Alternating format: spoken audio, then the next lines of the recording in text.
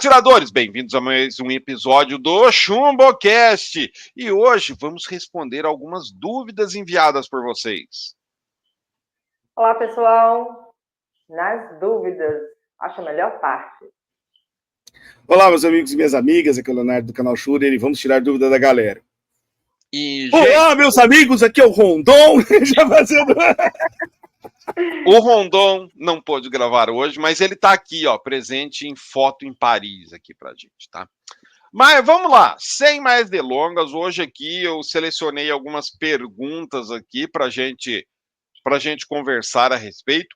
E já vamos começar com polêmica aqui com o Leonardo.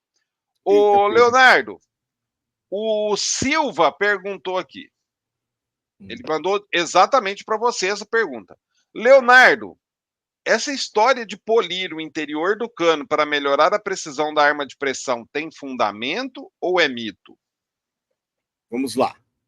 Fundamento tem, tá? Bons canos são polidos e muito bem polidos. Agora não façam isso em casa sem ferramenta adequada, que vocês vão destruir o cano de vocês, tá, gente? Se você tentar polir o cano lá com uma furadeira, cara, que nem muita gente fala aí, você vai destruir seu cano. Tá? Qual é o processo de polimento correto? Como é que é feito? Charles, tem várias técnicas, tá? A maior parte delas é feita com uma pasta diamantada. Tá? Então, a maior parte é feita com pasta diamantada, usando uma ferramenta com ciclo contínuo, ou seja, que não, igual a ferramenta que eu uso para brunir aqui, que avança e retorna no mesmo ritmo, com rotação constante, para você poder uniformizar o cano. Se você tenta fazer usando lixa, que nem alguns falam aí, esse tipo de coisa, você acaba criando ondulações no cano, porque a ferramenta não é perfeita. E cano é perfeição, tá? Para você fazer o polimento de um cano com perfeição, você precisa de uma ferramenta perfeita. Não existe como, com uma ferramenta rudimentar, você produzir algo perfeito. Ferramentas rudimentares produzem resultados rudimentares. Então, o que eu posso dar de sugestão para vocês, cara, não mexa no cano da arma de vocês. Se vocês não tiverem ferramental adequado e absoluta certeza do que vocês estão fazendo. Você sabe, né, Charles? Eu não desentorto o cano, porque eu não tenho ferramental para isso. E eu falo pro Charles, mas tem gente que usa uma prensinha. Eu não uso. Se eu não tiver a ferramenta exata para fazer algo de precisão numa coisa dessa, é melhor não fazer. É melhor passar para quem tem a ferramenta. Tá? Eu tenho muita ferramenta legal aqui, mas o Charles sabe, eu não tenho ferramenta que eu considero adequada para desentortar cano. Quantas vezes eu já falei para desentortar o cano em outro lugar e depois mandar para mim, né, Charles? Desentorta com fulano e manda para mim, porque o fulano tem a ferramenta certa para fazer.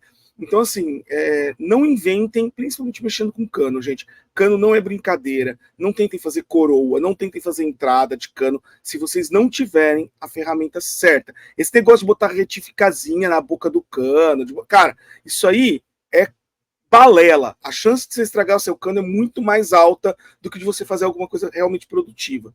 Agora, se você tiver um torno, um material adequado, aí sim você pode trabalhar. Se tiver conhecimento para fazer o trabalho do torno, aí sim você pode trabalhar um cano bem trabalhado. Aí posso te dar dica de ângulo, uma série de coisas. Só que se não tiver o ferramental e a técnica correta, nem tenta fazer. Por mais que eu te passe dicas, nem tenta fazer.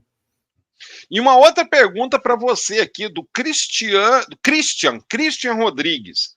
Leonardo, o cano da Rossi 5G é o mesmo da 4G? O número de raias é igual?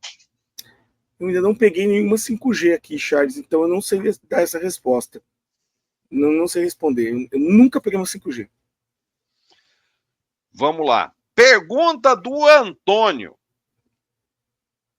Desde quando agrupamento tem a ver com aparelho de mira, gente? Antônio, desde sempre.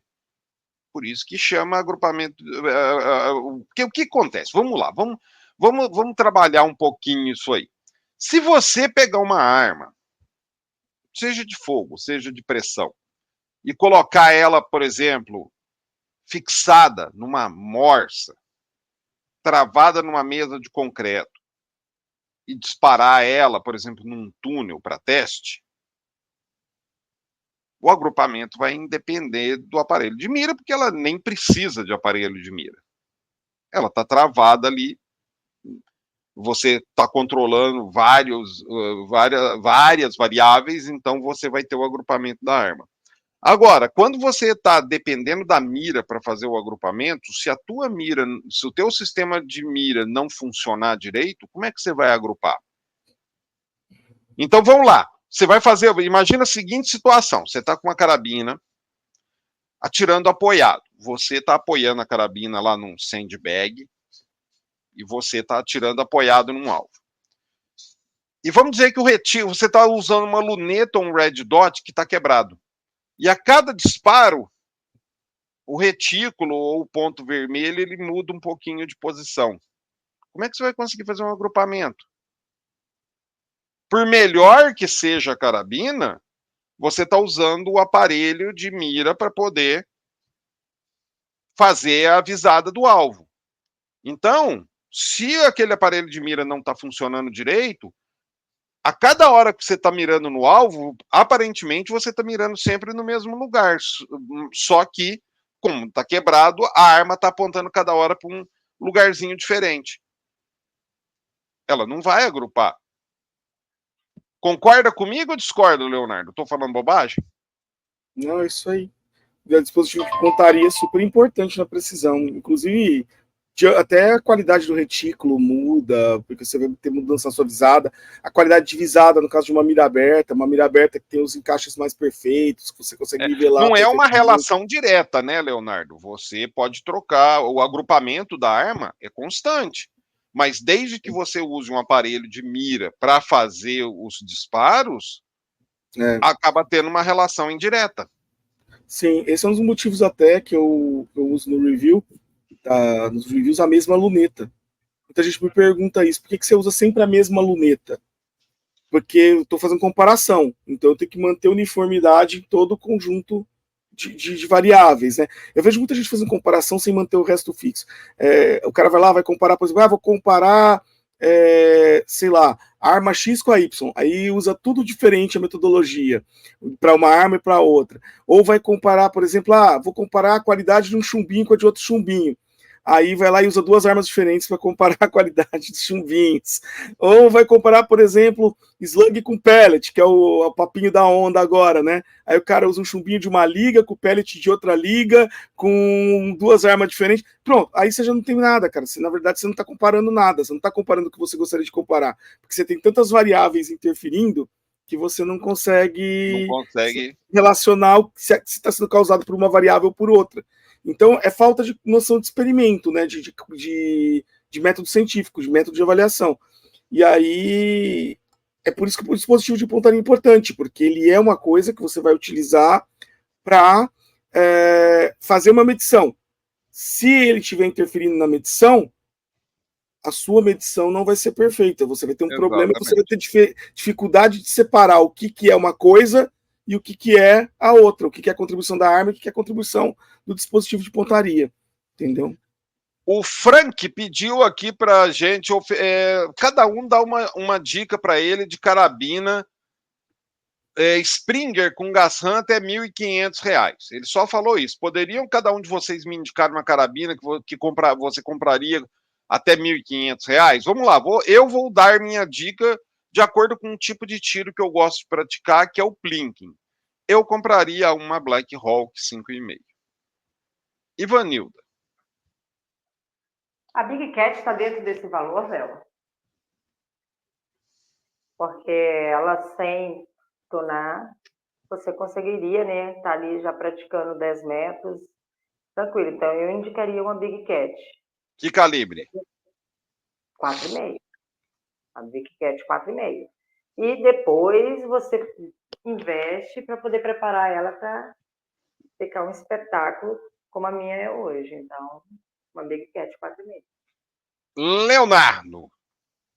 A Ivanilda roubou minha indicação. Eu também indicaria a Big Cat. Eu acho a Big Cat muito versátil. Ela é uma arma de fábrica forte, mas que dá uma preparação muito boa, entendeu? Dá uma preparação muito boa. É uma arma, eu gosto, cara. Eu acho que a Big Cat, para mim, é a arma mais, assim, versátil que tem nessa faixa de preço. Quer estourar a lata com ela? Ela estoura a lata, não estoura, Charles? Opa. Não tão bem quanto a Black Hawk, mas estoura a lata. Ela também participa de prova, se tunar fica um espetáculo para competição. enfim, as Agora, possibilidades. aproveitando e já pegando o ensejo, a pergunta do Fernando Faustino, perguntando se a Big Cat é boa para papel 10 metros. Saída da caixa é boa. Boa. Mas é boa só. Para ela ficar realmente boa, tem que tunar. Concorda, Vanilda? Eu não atirei com a Big Cat saída da caixa, mas como eu tenho a minha preparada para papel 10 metros, então, realmente, ela preparada, ela é uma carabina que você, adaptando ela, você vai conseguir resultados maravilhosos. Então, assim, a carabina, ela fica pronta. Aí você tem que se aprontar para poder seguir o ritmo dela, que é o que eu estou fazendo, né?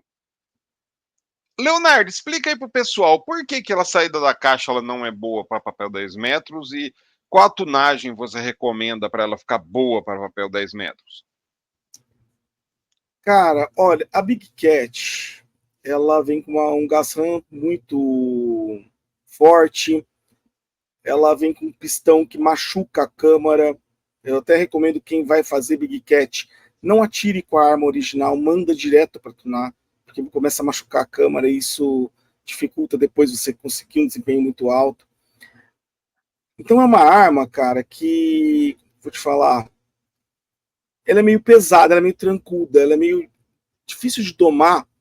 Não que ela seja difícil de domar, ela é até fácil comparada com a Black Hawk, mas ela é uma arma difícil de domar para o papel 10 metros. O papel 10 metros é uma disciplina muito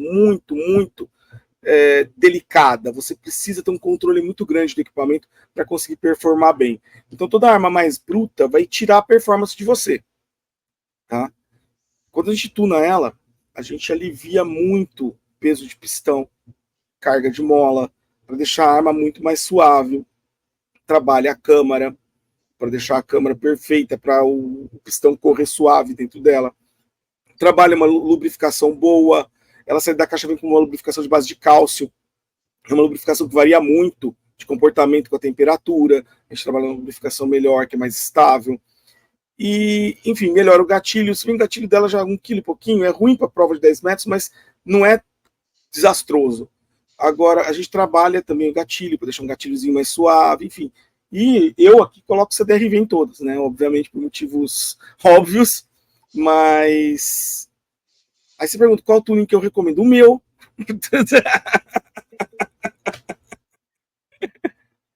A cara do Charles.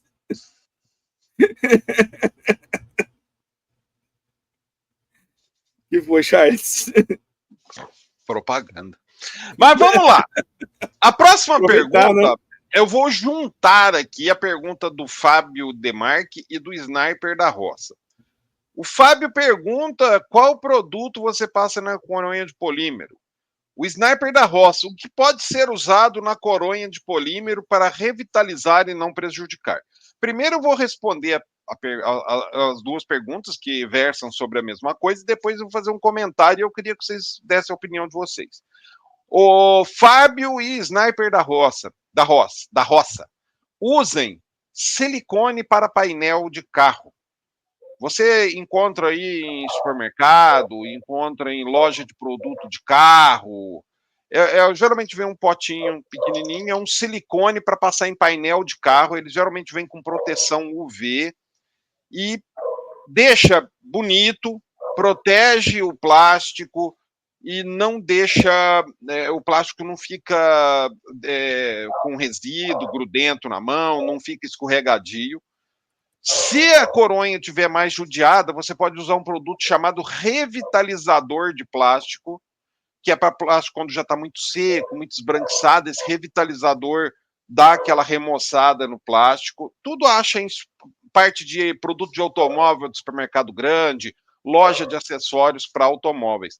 Escolha os produtos que não têm cheiro, porque tem uns que vêm com um cheiro de alfazema e fica meio estranho você atirando com aquele perfume de alfazema, né? Tem uns que tem... Quando tiver odor, o menos pior é o carro novo, porque ele some, não tem cheiro de carro novo nenhum e o que não tem já some em um dia. Então é o melhor para usar. Agora vem a pergunta aqui para vocês dois.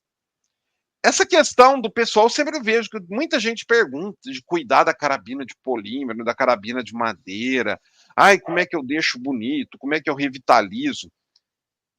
Isso é coisa de atirador novato? Quando o atirador fica mais velho, ele já não preocupa tanto? Ou independe do tempo de tiro? É questão do próprio atirador? Porque eu, gente, vou ser sincero, se eu passo algum produto uma vez por ano nas coronhas das minhas carabinas, é muito. Eu passo geralmente óleo na parte da ferragem, aí eu sempre faço isso usando ou não a carabina. Mas coronha mesmo, se brincar uma vez por ano e olha lá. E aí, Leonardo? Cara, eu acho que a gente que tem pouca arma, que fica com invasão todo dia. Não, assim, Charles, eu limpo as minhas armas de vez em quando, tá? A cada 6 meses eu tiro um dia só para De manutenção. vez em quando, 6 meses. A cada 6 meses eu tiro um dia para manter. Cara, eu tenho mais de 20 armas, cara. Eu Porque quando gasto você um fala de dia vez para em limpar. quando, a pessoa pensa assim, 2 vezes por mês. Não, não. Uma vez a cada 6 meses, mais ou menos, eu tiro para limpar todas. As de uso mais frequente, eu limpo com alguma frequência maior. Por exemplo, eu tenho armas que eu quase não uso, que eu uso muito pouco. E eu tenho armas que eu uso direto. Essas que eu uso direto eu limpo com mais frequência. Cada 6 meses eu dou uma geral em todas.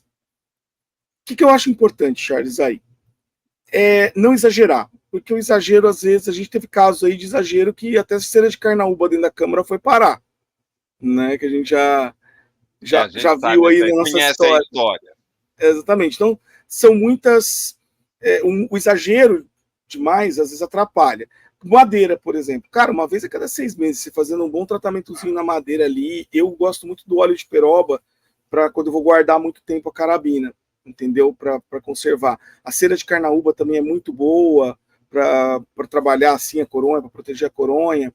Enfim, tem várias estratégias para você preservar a madeira, mas eu não fico passando todo dia, cara. Eu passo uma vez a cada 6 meses para manter a madeira revitalizada, proteger o verniz. E aí você tem que escolher o produto certo, né? Se a coronha está encerada, usa cera. Se a coronha está envernizada, você usa o óleo. Enfim, plástico, a mesma coisa, uma vez a cada 6 meses, tá bom? Ferragem é mais crítico. Ferragem, quando você usa, principalmente carabina, que você bota a mão na ferragem, é bom você limpar logo Entendi. depois do uso, tá? Porque senão, da hora que você for ver, tá cheio de marcas de ferrugem nos pontos onde você pega a carabina. Mas uma carabina guardada, cara, uma vez a cada 6 meses, você dando uma revisada, tá tudo certo, entendeu? Não precisa se preocupar tanto assim. Eu acho que o exagero também é muito ruim, Charles. O exagero acaba prejudicando. E você, Ivanildo? Olha, eu moro numa região praiana, todo mundo sabe. Aqui tudo é eletrodoméstico, tudo estraga com uma facilidade muito grande, e não é diferente de carabina. E eu vou te ser sincero, que eu acho que eu nunca me dediquei a cuidar das coronhas, mas semanalmente, mesmo sem atirar, eu pego todas as carabinas que eu tenho e cuido ali da parte de ferragem dela. Automaticamente, um pano limpinho, eu limpo. E eu acho que isso vai de pessoa para pessoa, porque eu sou uma pessoa que toda semana, se eu passar a semana inteira sem atirar, eu vou pegar um dia só para limpá-la, mesmo não tendo atirado, não tendo pegado um cano nem nada, eu pego para poder limpá-la, para poder ver se está tudo bem. Mas eu acho que é uma questão da minha preocupação por onde eu moro. Então, quem mora normalmente no litoral, igual, por exemplo, eu moro aqui bem próximo da região dos lagos, salinidade altíssima que tem. Então, você anda, no calor, você está colando, automaticamente tudo fica do mesmo jeito. Então, já é mais no meu caso, uma prevenção. Agora, aquela dedicação à coronha, vocês estavam falando aí, cara, eu acho que eu nunca parei para poder cuidar especificamente de nenhuma coronha. Limpo toda vez que eu estou fazendo a manutenção da ferragem, mas nunca parei, tipo assim, comprei tal cera ou tal óleo específico para cuidar de coronha, acho que eu nunca fiz. Mas estou toda semana olhando se estão todas bem. Então, acho que é de pessoa para pessoa poder estar cuidando das carabinas que tem. Ivanildo, posso te dar Ah, uma dica? Você que ah, mora em região praiana. Cara, Eu vou te falar uma coisa que vai chocar alguns aqui, tá? Mas aplica WD com pano na sua ferragem. É porque WD é Water Displacer. Ele é um repelente muito poderoso de água. Dos produtos de conservação, eu acho que é o que tem melhor funcionamento. Sabe Ele não serve para o lubrificar. que eu vi um americano que mora em área costeira fazer? Ele usa um Hum. óleo de proteção e por cima ele põe um pouquinho de WD. Mas aí o WD só derrete o óleo, cara. Põe o WD direto. Eu uso WD direto. Tem arma que eu deixo guardada 2 anos, cara. Não preciso refazer. Eu abro, tá tudo perfeito. Eu deixo lá. Mora em região litorânea. Eu deixo as minhas guardadas dentro da caixa de papelão. Não! Não! Mas aqui para mim é mais fácil, porque quando começa a ter muita umidade, quando chega o verão, a caixa começa a sinalizar. Aí Por ali isso, porque ela guarda, cara. Só que antes dela sinalizar, minha filha, já aquilo ali Já já virou arma. um bafafá. Ela junta umidade, você tem que fugir de tudo que junta umidade. Você tem que usar a capa de nylon, que nem isso aqui, ó, que não junta umidade, que respira, e botar em área seca. Eu tenho uns secadores, tem uns aparelhos de secagem de ar que vão juntando água num reservatório embaixo. O que eu te recomendo? Primeiro, nunca deixa a arma guardada em suíte. Nunca, nunca, nunca. Suíte, assim, o quarto suíte. Porque normalmente é um quarto que tem uma porta de banheiro, quando você abre do banheiro, é aquele vaporzão. Tudo que junta água, tipo papelão, vai piorar essa situação. Então trabalha com capas que respirem. E aí no litoral, o que acontece? Tem a maresia, que é o sal, né? Que vai ficando junto no papelão, filho. No papelão. Então, isso aí você tem que trabalhar. Eu preferiria, no teu caso, nem usar capa. Deixar a arma exposta. Num armário, né? Um armário, por exemplo, dentro de um armário, com secar, alguma coisa assim. Que aí você vai manter a umidade sob controle de verdade. Tem o secar químico, que é essa caixinha que tem 2 separações, e ela vai separando para baixo. Oi? Nós usamos dentro de um armário. Você deixa dentro de um armário com o secar dentro do armário, para você manter a umidade naquela região confinada. Eu aqui, cara, eu tenho que lidar com umidade por várias coisas. O filamento de impressora 3D, ele estraga se ficar na umidade. Então eu tenho aqui um controle de umidade aqui esse quarto aqui, cara, a umidade relativa dentro dele é abaixo de 20. Sempre, mesmo quando tá chovendo. Esse quarto que eu fico. Porque aqui também as armas e aqui estão os filamentos de impressora. E aí eu tenho 2 aparelhinhos elétricos, desses que juntam água embaixo. Cara, para você ter uma noção, quando chove, eu jogo 2, 3 potinhos desse fora por semana de cada aparelho que eles tiram do ar. E eu tenho 2 aqui num cômodo de 7 metros quadrados.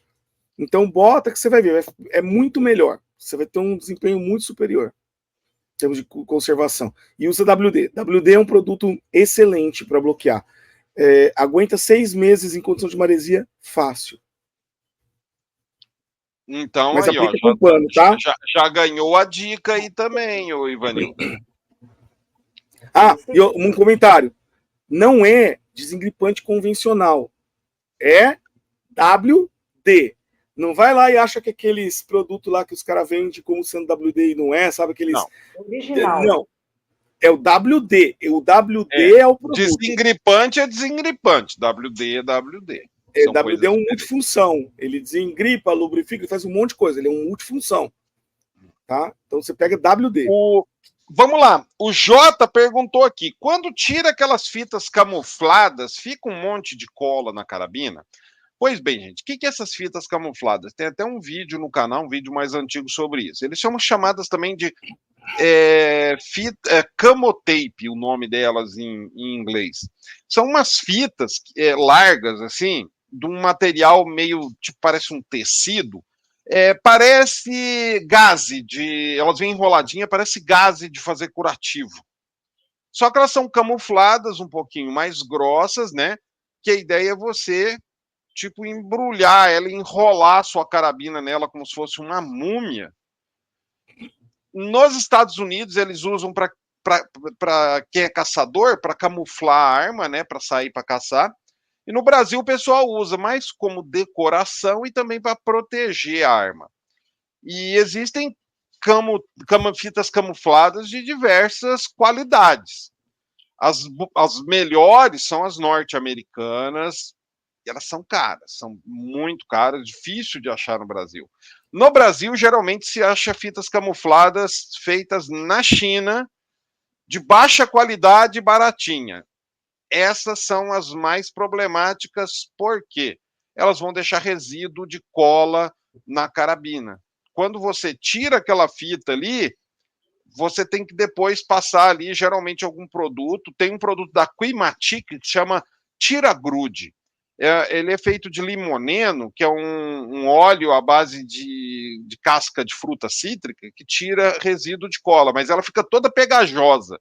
Aí depois você tem que fazer uma limpeza, mas a maioria das fitas vendidas no Brasil vai deixar, sim, resíduo de cola, tá? Aí você usa, como é que chama? Tira-Grude da Quimatic, que é um vidrinho pequenininho assim, tá? O Renato: Leonardo, qual a melhor luneta para PR900WG2? Cara, a pergunta certa seria qual a melhor luneta para uma determinada aplicação, Charles. Luneta a gente não escolhe pela arma, a gente escolhe pela aplicação. Igual a arma, a gente não escolhe a arma, a gente escolhe a arma pela aplicação. É a mesma coisa a luneta. Ele tem que me dizer o que ele quer atirar. Por exemplo, eu acho que a PR900 combina com luneta pequena, porque ela é uma carabina pequena. Mas dependendo do que você for atirar, por exemplo, eu quero atirar, começar no WRBF com uma PR900. Não é a arma ideal? Não, não é. Mas aí você vai precisar de uma luneta boa, com uma magnificação de umas 40 vezes, 32 vezes, entendeu? Aí não dá para usar uma luneta pequena, porque faz muita diferença. Agora eu quero ver para mim, eu vou para campo, cara, meu negócio é tiro rápido em campo. Cara, aí vai ser melhor uma lunetinha sem paralaxe, né, sem ajuste de paralaxe, porque você vai querer uma luneta que você consiga tomar alvo rápido. O ideal é uma lunetinha aí entre 4 e 9 vezes de aumento, entendeu? Então, assim, o pessoal tem que entender o que eles estão buscando. Se ele sabe me dizer o que é que ele vai fazer com a luneta, eu consigo indicar mais fácil para ele uma luneta que vai atender ele bem. Porque cada luneta tem uma característica. Por exemplo, luneta sem paralaxe ninguém gosta para tiro de precisão, porque você incorre em maior erro de paralaxe. Para campo, cara, se você tiver que ficar acertando a luneta, muitas vezes você perde o alvo. Então o pessoal lá nos Estados Unidos, por exemplo, atira em campo só com luneta sem ajuste de paralaxe. Entendeu? Compensa o erro de paralaxe, já era. Então, assim, tem que saber muito o que você está buscando. Boa resposta. Vamos lá. Tem uma pergunta aqui do Edson Andrade. Em sua opinião, Charles, qual a carabina de melhor precisão? Depende de qual precisão você está falando. É precisão para papel 10 metros? Vai ser uma. É precisão para você acertar latinha 50 metros? É outra. É precisão para acertar tampa de garrafa 100 metros? É outra. Então, vai depender muito da precisão que você busca, da modalidade de tiro que você busca, porque uma carabina que vai ser excelente para papel 10 metros não vai servir para praticamente nada para 50 metros. Uma carabina que vai te atender a 50, provavelmente a 10 ela vai deixar a desejar. Então depende muito da precisão que você busca. Por isso que dá para falar de 10 carabinas que são de melhor precisão, mas para atividades diferentes, tá? Agora para Ivanilda. Uma pergunta do Riloscar. Ivanilda, você não acha que a desunião no tiro de pressão é por conta de muito mimimi?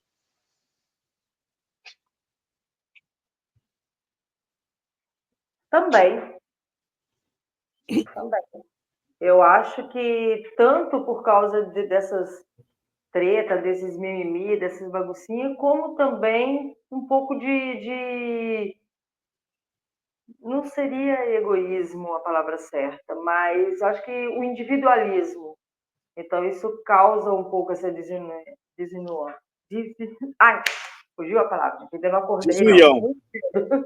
Está muito cedo. Eu dormi muito tarde. O que acontece?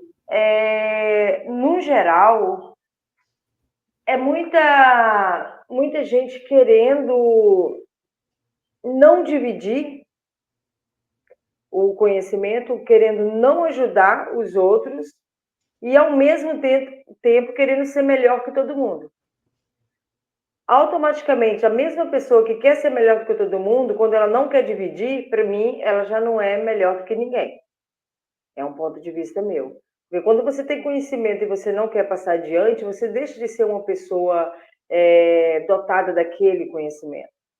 Então, para mim, na minha opinião, por exemplo, até falei que eu não acordei ainda, toda sexta-feira na empresa que eu trabalho, que é os outros 500, que é meu patrocinador, para poder ir aos torneios, nós fazemos uma reunião geral, onde nós dividimos conhecimento com nossos funcionários.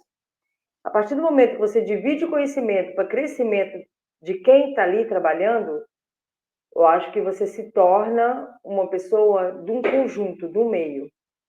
Quando você, por mais que você seja um líder, você não divide seus conhecimentos, o que acontece? Você se torna uma pessoa egoísta.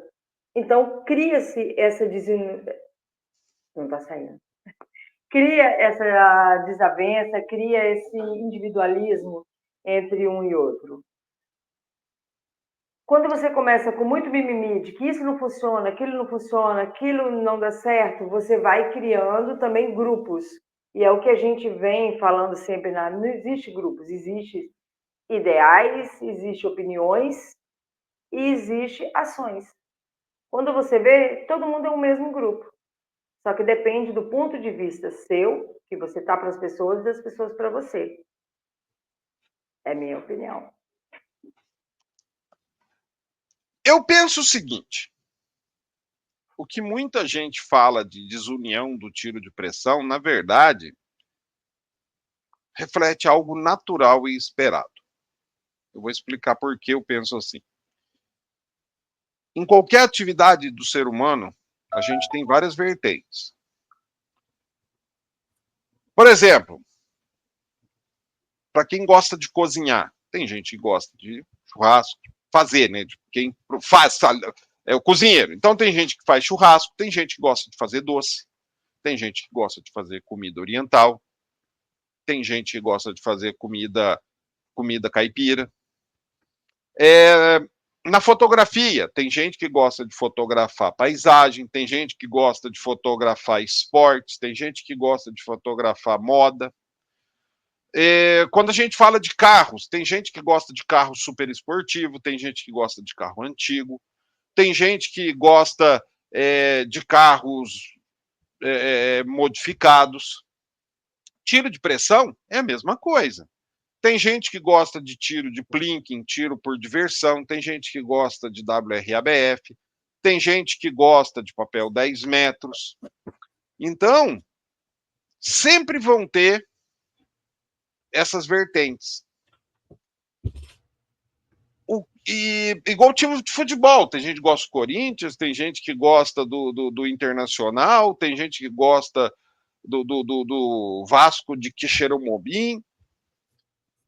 O que eu noto que muita gente fala em união de tiro de pressão é uma abstração do tipo assim, todo mundo que gosta de tiro de pressão, independente da vertente, todo mundo de mãozinha dada, né? Sabe aquele cenário do Teletubbies, aquele gramado florido, bonito, todo mundo de mãozinha dada, pulando assim nos pezinhos, somos unidos, somos unidos. Gente, isso não existe, cara.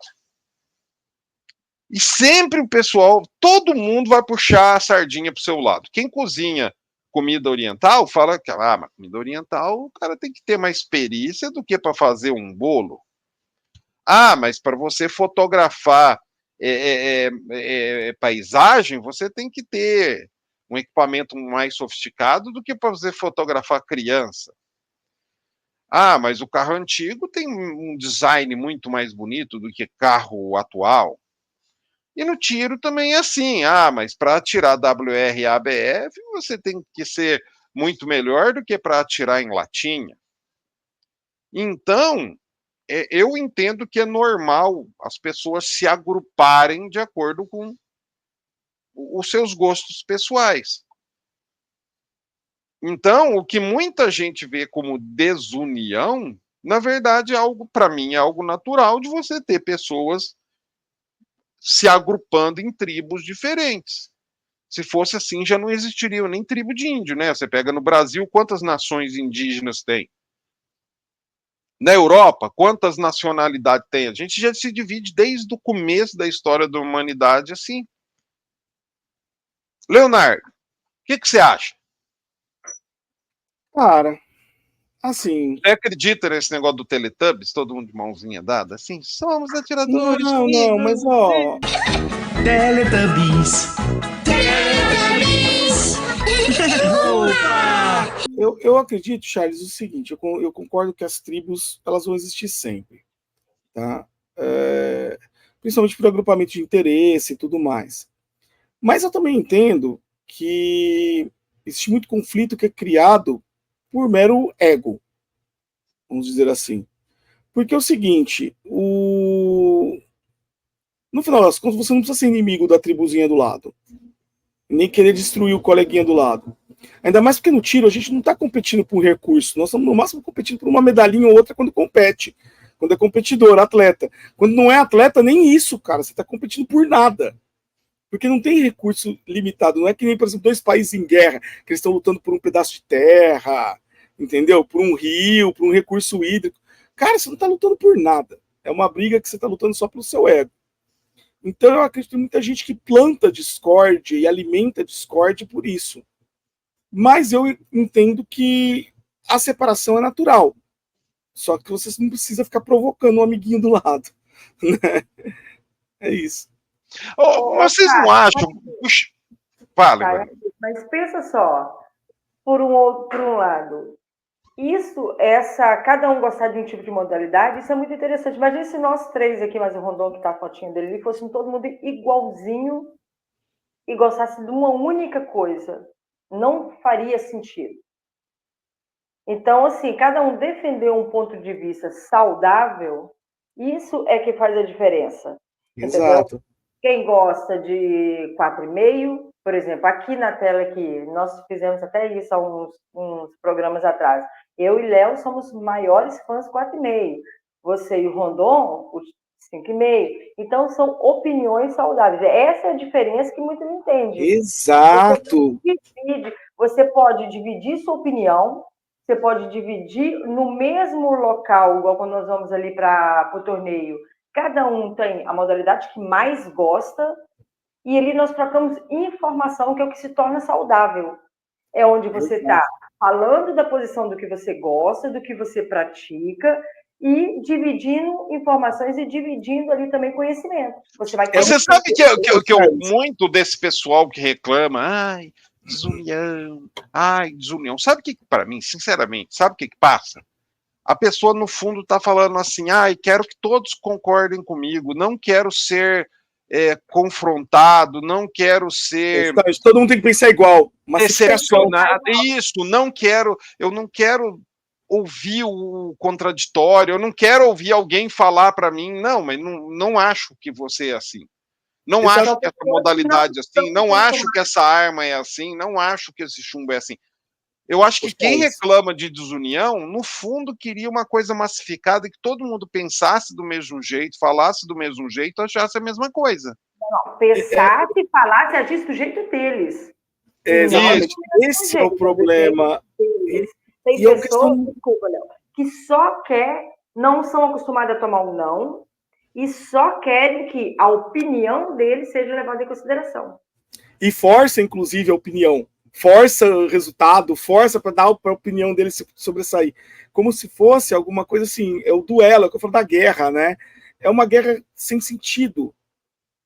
Entendeu? É uma luta por mero ego. Enquanto, na verdade, a troca de informação e o contraditório saudável é sempre muito produtivo. Então, eu creio que muito dessa questão desses conflitos, as pessoas pensam que é causada pela discordância ou pelas tribos diferentes, que o Charles falou muito bem. Tem tribos diferentes. Por exemplo, eu e a Ivanilda somos de uma tribo diferente do Charles. E olha só que legal, o pessoal não vê isso. O Charles é plinqueiro, gente, vocês não têm noção. O Charles é plinqueiro, raiz. Opa! É cara que dá risada dando tiro em latinha e adora ver coisa explodindo. Entendeu? Atirar em alvo, para mim, é mais é porque eu participo de prova, de alguma prova, e também porque eu faço review, mas Quando eu atiro pra mim, é só plinking. É plinqueiro, o Charles é plinqueiro. Ele é totalmente oposto meu e do Evanildo. A gente gosta do desafio do papel, do botar um. O Charles não, velho. O Charles, se o alvo não balança e não faz barulho, ele não gosta do alvo, cara. Mas aí que tá. Mesmo assim, e o Rondon tem outra pegada também. E a gente, entre nós somos unidos, mas a gente aceita o contraditório. Eu falo pro Leonardo, eu acho WRABF chato pra cacete. Eu não faço WRABF porque a próxima vez que eu tentar fazer uma prova de WRABF, eu vou dormir no meio da prova. Sério. Eu em cima, babando em cima da árvore. O Leonardo já... Charles, a gente discorda entre a gente... Muitas vezes, por sinal. Muitas vezes. E mesmo assim a gente é unido. Porque justamente por respeitar a diferença. Eu acho que muita gente confunde hoje respeitar a diferença no sentido de não ter diferença. Sim. E não é nada disso. Não, não é. Na verdade, o que acontece é que eu vejo que muita gente, quando vê o diferente, quer se impor de tal maneira que acaba perdendo a educação. E é uma questão que eu vejo que é de ego. O cara não quer assumir que o diferente pode ser bom. Ele só quer assumir que ele tem que ser o suprassumo da essência do bem e do mal. Entendeu? Tipo assim, o cara ele é a verdade encarnada na Terra. Não, cara, não é. A gente conversa, eu já vi muita gente falar assim, porque o Charles tem uma opinião forte. Tem. Cara, eu e o Charles, a gente tem dia que a gente passa o quê, Charles? 1 hora, 1 hora e meia no telefone discutindo assunto. Cara, e a gente discorda muito das coisas. Às vezes o pessoal acha que a gente concorda com tudo. Não, cara, eu e o Charles discorda muito. E vou falar para vocês uma coisa que é rica. 90% das discussões que a gente tem, quando a gente termina, a gente sai com uma visão em comum construída dos antagônicos, né, Charles? Exatamente. A gente começa discutindo e vai indo, porra, é verdade isso, é verdade aquilo, e de repente a gente tá indo numa trilha comum, entendeu? Mas por quê? Porque a gente consegue se ouvir. O Charles consegue ouvir eu contrariando ele, e eu consigo ouvir o Charles me contrariando. Sem brigar com ele, sem achar que ele é meu inimigo, entendeu? E eu vejo muito isso, cara. E eu acho que é isso que acaba causando desunião entre as tribos. Você não precisa ser da mesma tribo, você não precisa achar que o coleguinha, concordar com o coleguinha, você não precisa nada disso. A união vai surgir, essa união que o pessoal quer, que seria a união verdadeira, que na verdade não é uma união, né? É a paz, vamos dizer assim, porque a união depende de um certo... das tribos que o Charles falou. Charles definiu muito bem. União é dentro de tribo. Mas a paz entre os grupos, os coleguinhas, surge quando há educação e respeito entre os grupos. Exatamente. Suficiente para quê? Para aceitar o contraditório e ouvir o contraditório. Então, eu acho que, respondendo a pergunta do nosso ouvinte, se você busca paz no tiro, não vou usar nem a palavra nenhuma, paz no tiro, a paz vem do respeito ao contraditório, do respeito às opiniões alheias. Não, você não precisa concordar, mas deve o quê? Respeitar. Quando você respeita, você acaba sendo o quê também? Respeitado. Então, é preciso botar essa fronteira entre a discordância, precisa ficar muito claro isso, a discordância que é saudável e o desrespeito que não é saudável. E a pessoa e não confundir respeito com concordância. Exatamente. O respeito pode existir mesmo que não concordem com você. Exatamente. E eu acho que é isso que muita gente se perde. Exatamente. Último, agora para a gente terminar mesmo. Não, eu vou deixar isso para o próximo. É um assunto que vale a pena a gente falar no próximo episódio com o Rondon aqui. Gente, valeu por vocês terem assistido mais esse episódio do Chumbocast. Dúvidas, comentários, concorda com a gente, discorda com a gente? Deixa aí no campo dos comentários e a gente se vê no próximo episódio. Até mais. Valeu, pessoal. Até a próxima.